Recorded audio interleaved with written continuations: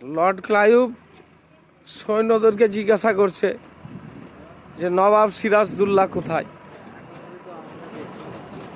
আর বাঙালি সৈন্যরা ভাবলো যে নবাব পালাচ্ছে, নবাব পালিয়েছে। আর লর্ড ক্লাইভ এই যার নাম জিজ্ঞাসা করেছে, আর সৈন্যরা ভেবেছে যে জায়গার নাম জিজ্ঞাসা করছে, না নবাবের কথা খোঁজ দিচ্ছে। তো পালাচ্ছে পালাচ্ছে বললো, তো পালাচ্ছেই হয়ে গেল। তারপর থেকে পলাশি নাম হয়ে গেল।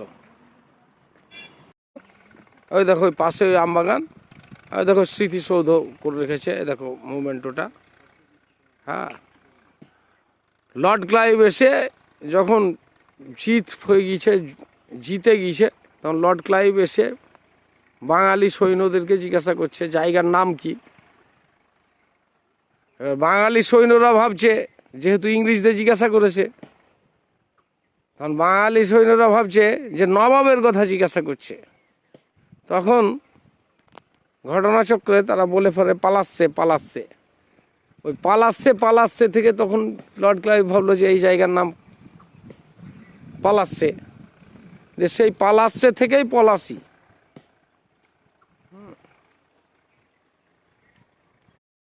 এটা বাংলা, বিহার, উড়িষ্যা পুরোটাই।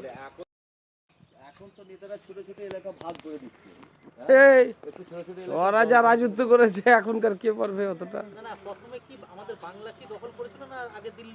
আগে বাংলা, প্রথম বাংলা দখল করে ইংরেজ। এবার বাংলা দখল করার কারণ হচ্ছে তখন দিল্লি সাপোর্ট করেনি, মানে মুর্শিদ কুলি খাঁ যেহেতু দিল্লির কাছ থেকে ট্যাক্স দিব বলে ট্যাক্স দেয়নি, স্বঘোষিত নবাব হয়েছিল, তাই তোমার দিল্লি সেই টাইমে সহযোগিতা করেনি, বুঝতে পারলা।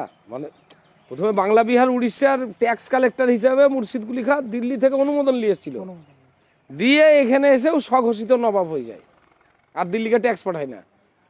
ওই সুযোগটাই তোমার ইংরেজরা নিল, দেখলে একে তো দিল্লি হেল্প করবে না।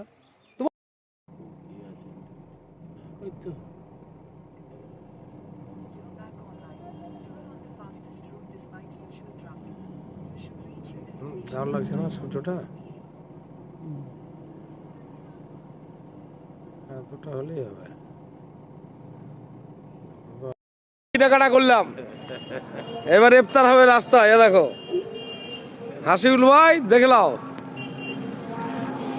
ইফতারি একদিনও ঘরে করবো না, বুঝলা। এটা জলঙ্গি।